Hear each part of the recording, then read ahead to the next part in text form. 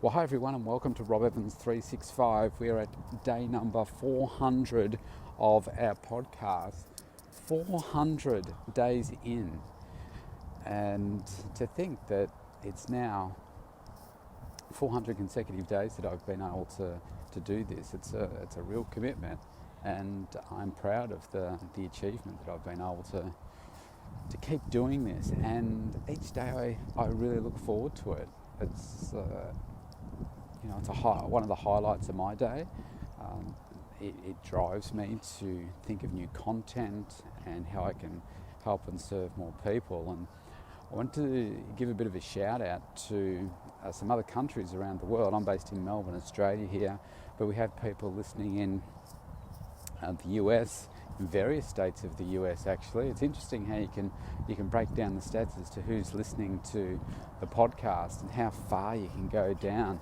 Like you can even break down, so if I use my area here, so I live in Melbourne, you can break it down to state, so Melbourne, you can break it down to suburb, and then you can break it down to within postcode, which is really interesting. So we've got people listening obviously throughout Australia, we've got people listening in the US, we've got people listening in the UK, we've got people listening in Europe as well.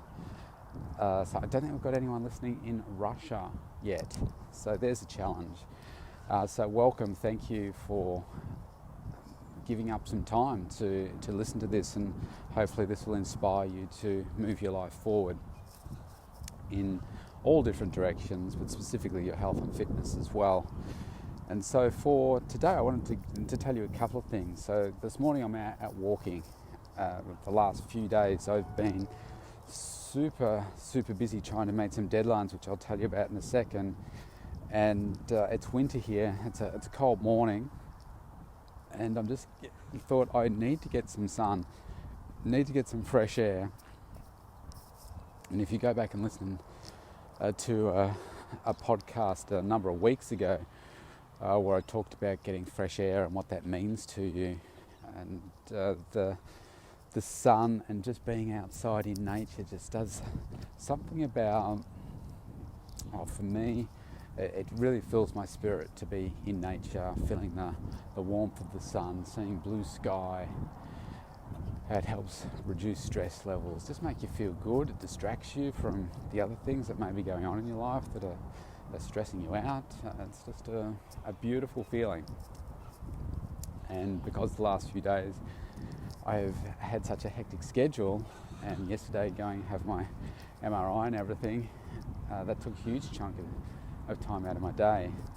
I felt like I just didn't have the time that I needed to really nurture myself, take care of myself. So I thought today, before my day gets really busy, because I've got a crazy day, I'm going to get out early this morning and go for a walk and enjoy some crisp air and some sunshine. So that's what I'm doing right now. Now, massive milestone again met today, which was submitting my final manuscript to the publisher. Now you go through a number of different stages. Like they've got a couple of different versions of my manuscript for different purposes initially, so they could have a look through and see whether it's something that they want to publish and they like it, and so forth. And so I had it edited by a professional editor. She's based in Texas. Hi Emily, if you're listening.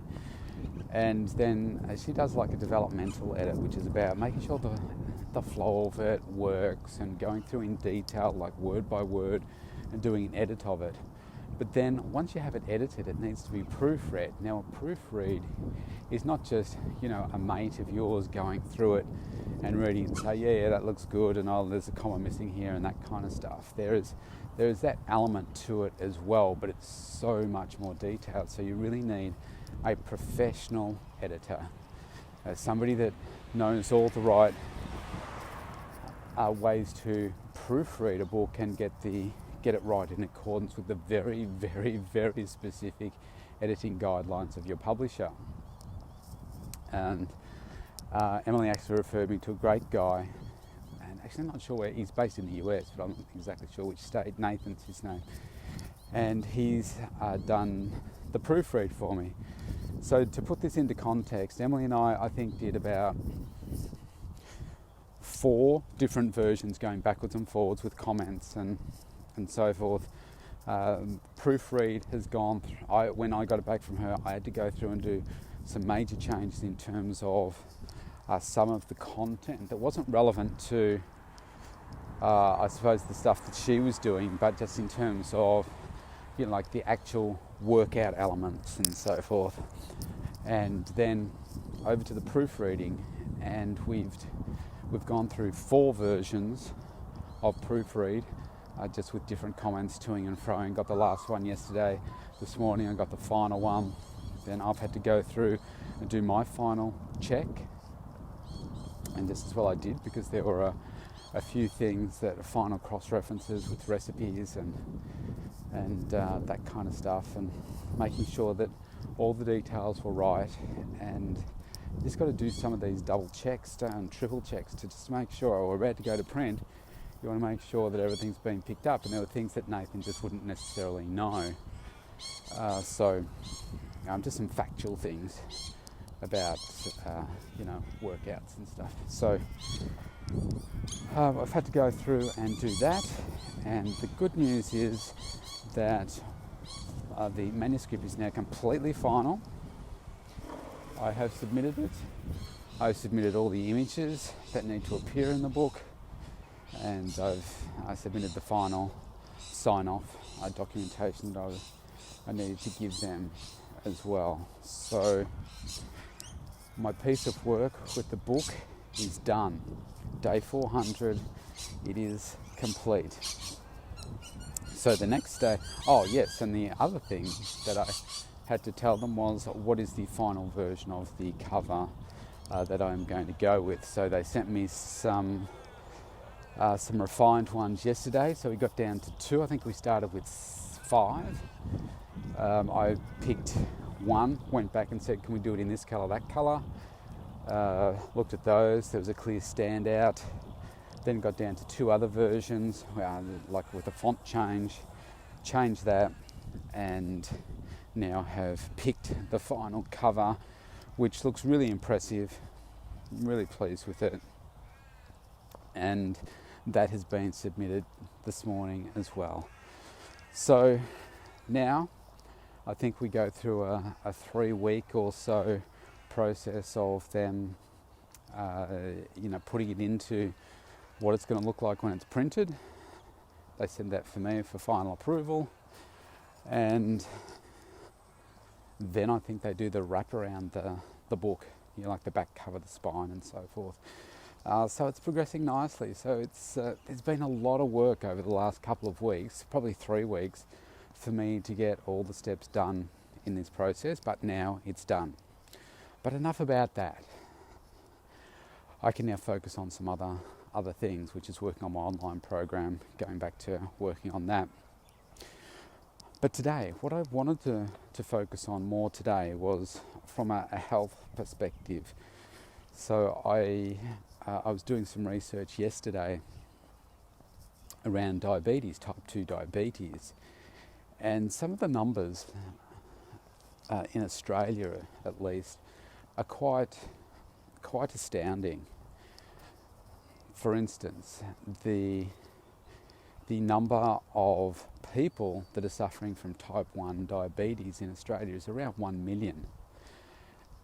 What's more disturbing, I guess, is the number of people that are in a predisposition to type 2 diabetes, which is 2 million.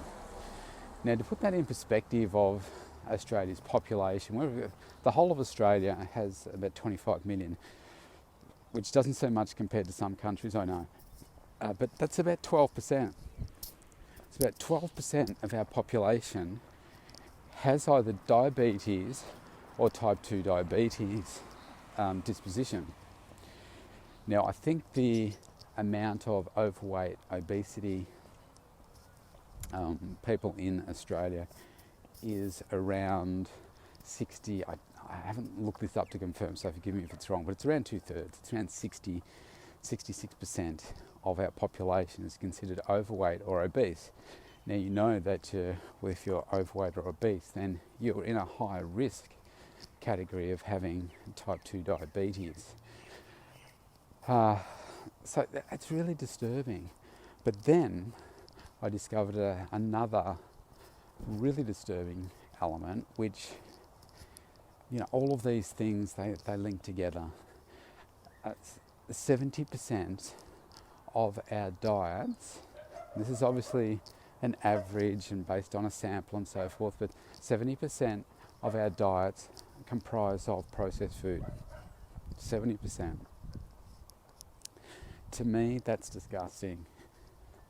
But all you need to do is, next time you're at the supermarket, just glance at what the person in front's doing, what they're putting into their trolley, and what's the person behind you, putting up on the counter or whatever.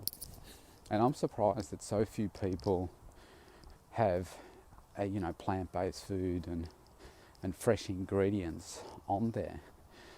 Now, I get the fact that people shop at different places and so forth, but generally speaking, most people shop in the one location, the one supermarket, one of the big chains. And if there's no fruit and veg going on there, or very little, then that's what's also going into them. But there's heaps of other stuff, things that come in boxes and packets, which aren't fresh food. Now, I can tell you that So I went to Aldi yesterday because I was on the way home. It's also near the gym that I train at sometimes, and I like some pre-packed salads that they do. I don't use all the sauce, but I like their salads, and I like their variety of frozen veggies and their frozen fruits and everything, and it's really economical. So I stop off there. Now, everything that went into my bag, apart from one thing, so I needed some shower wash stuff, everything else was plant-based food. It was salad. I didn't get any, I still had enough at home of frozen veggies, but it was that and 3 bags of frozen fruit. That was my whole shopping there, because I get my other stuff at another supermarket. Aldi doesn't stock it all. But, when you look at people's trolleys and you think, wow, and then you look at them and you say, wow, there's a reason why you're overweight. It's because you're eating too much of this, you're probably not exercising enough, and you're just not giving your body the nutrients that it needs. Now, what I find is that people get into a rut, and we were having a discussion last night in one of our sessions, and I think there are things that we eat that once they're in our stomach, they connect with our mind to say, well, I need more of this, or this is the only way that I can feel satisfied, etc.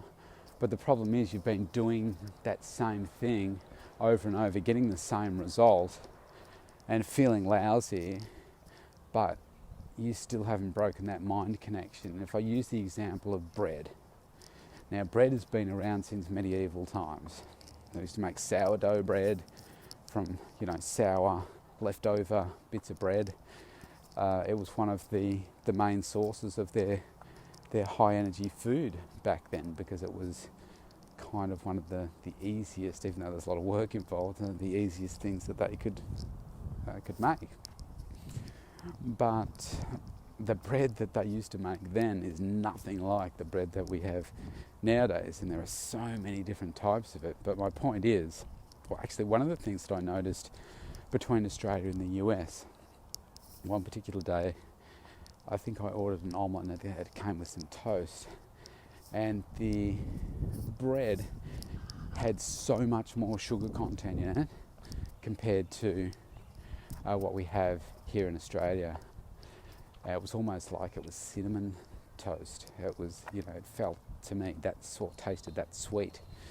But I think the bread can be addictive, and if I use myself as an example here, I find that when I'm and if you've listened to me all along, you will have heard this before, but I'm going to tell the story again. But when I travel, often the only food that is available in airports and if you're grabbing something quickly from somewhere like a 7-Eleven or one of those convenience little places, is a wrap, like say chicken, turkey, something like that, and salad wrap. Now the problem is that it never has enough salad in it compared to how if I made it, because I had lots of salad and vegetables and stuff, so it never has enough of that, and it always has too much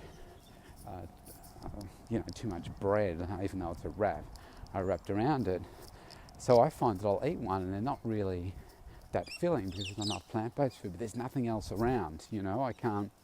It's often hard to find something. I might buy a piece of fruit, but I'm still finding that that's not enough, and I want more salad. And you can't get a salad unless you want to pay, somewhere. There might be $15, $20. This tiny little, $20 is probably extreme unless you go out, but you might be looking at $15 for this tiny little salad, and it's like, I'm not going to pay $15 for that. And if I do that for 2 days in a row, I find that come the third day, I go looking for it. Now I think, what's going on here? Because I normally don't eat this. But when I do, I find that, there's something in there with that mind connection that says, I really feel like that today. But for me, I know that when I eat bread, and I don't have a gluten intolerance, anything like that, I just feel more bloated. And there is, I believe, a bit of a myth that we have to ourselves, say to ourselves that, if I eat bread or bread products, then I will feel fuller. Now, if you look at it from a nutritional perspective, yes, it's got your higher energy food in there, but also a lot of people eat white bread, white rolls, white wraps, and when you're buying these wraps from an airport or whatever, they're never wholemeal, they're always white ones.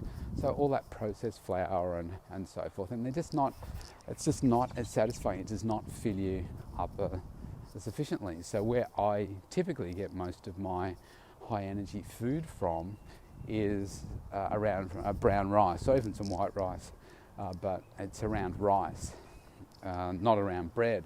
I very rarely eat bread nowadays. So if you listen to the podcast on Monday, it's Friday today, you would have heard me saying that I had some rye bread with the kids for my breakfast with some eggs, and I had actually 2 slices of this fruit loaf. Now that's probably the first time in a month that I've had any bread, and so normally I'll have wholemeal, might have a slice or 2 if I have like an omelette or something like that sometimes, but I just haven't been doing that because I haven't felt like it, and I've been feeling really great and really focused on my food, and I thought, I don't need that at this time, so I'm going to do something else instead. And I'm always looking for the best quality of the high energy foods, and bread's not it for me, but I do it sometimes. And for all of Monday I felt off. I just felt bloated. I didn't feel like I was giving my body the right nutrition because I'd gone for a month without it. And it'll probably be another month before I do it again or more.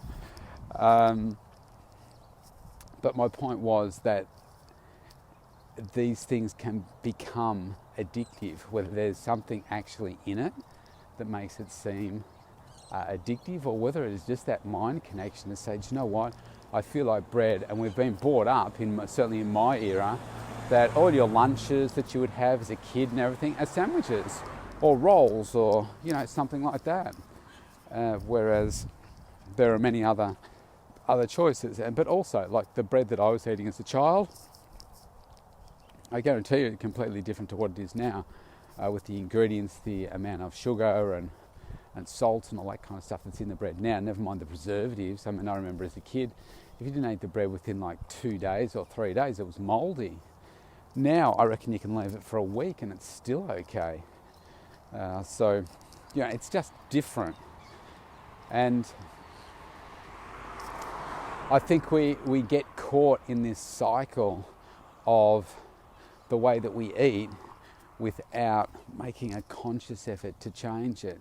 And we just think, oh yeah, well, this is what I'm doing, I'll just keep doing it. Yeah, look, I'll change in spring or whatever. Oh, look, I'll chuck in a salad here or there, without saying, actually, do you know what? My whole formula for what I'm doing doesn't make sense because it doesn't have a long-term solution for you. And I think one of the other aspects is that when it comes to a weight loss journey or just a journey to improve your overall health, people make it seem too big. Like from where you are to where you want to be just seems like a far too greater step to take. So even starting it can seem too overwhelming. So what I'm going to do over the next week or so, maybe longer, and maybe this will be the way for me moving forward to maybe help have a greater impact for people, is to just break things down into more simplistic elements, because it doesn't matter if you don't change everything today. Like, tomorrow is going to come and go.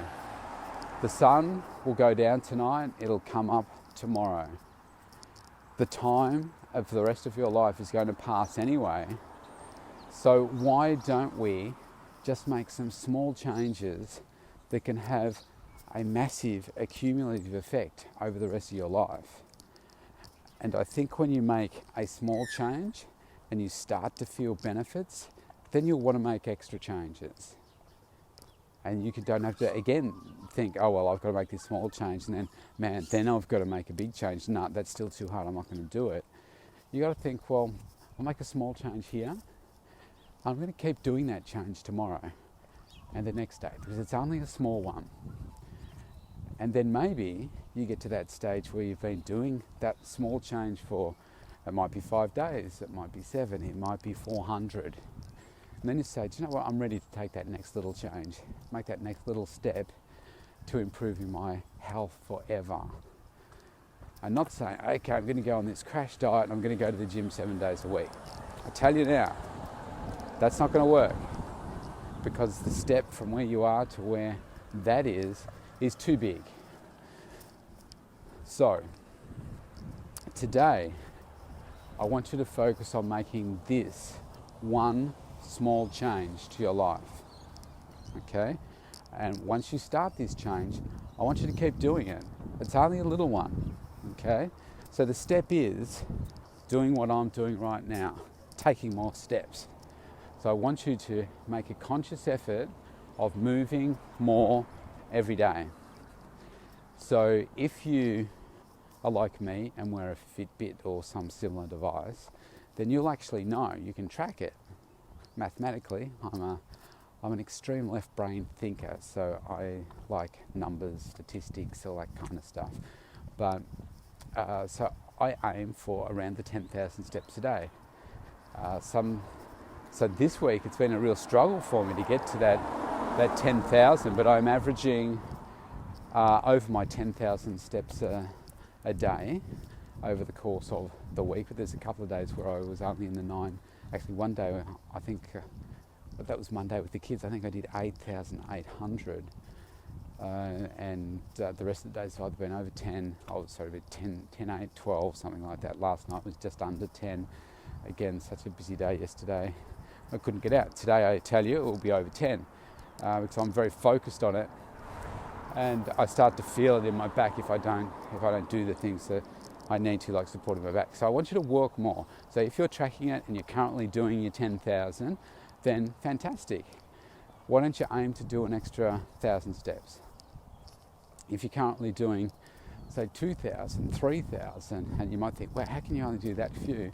I have many clients when they first start with me that they're doing about 2,500, 3,000, 4,000 maybe steps a day, just because they have sedentary jobs.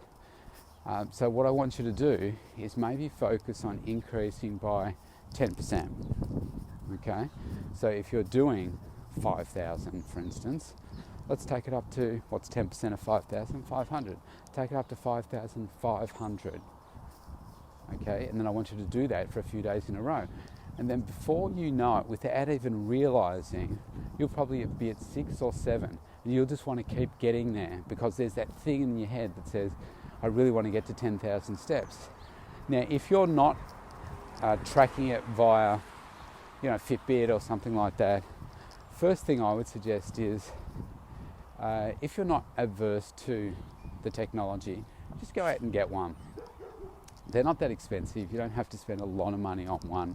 Do your research and find out which one is best for you. I mean, if I'm going to recommend one, I would say do not buy the cheapest Fitbit. They tend to expire just after their warranty period of 12 months. That's been my experience. I've gone through 3 of them. The one I'm wearing now I've had for 2 to 3 years. It's the Fitbit Ultra, so it's a bit more expensive, but it's lasted that long as well. And some of the cheap ones, they don't give you the number of steps on the actual device. You have to link it to your phone, whereas this one you double tap it and it gives you the number of steps. But look, there's so many different ones and they're probably coming out all the time. But invest in one, okay? Worst case, or cheapest case, find one of those old style pedometers that, physically clicks over. You put it on your belt. You get them for probably about less than $10. And that just does the same thing. It just doesn't record it electronically, but you can make a note of it. And just move more. And all I'm asking for is an extra 10%. Extra 10%. Now, I used to be an accountant and an auditor. And if anything was 10% difference, the accounting standard would say, well, that's considered a material difference and it needs to be disclosed. So it's a material increase in what it is that you're currently doing.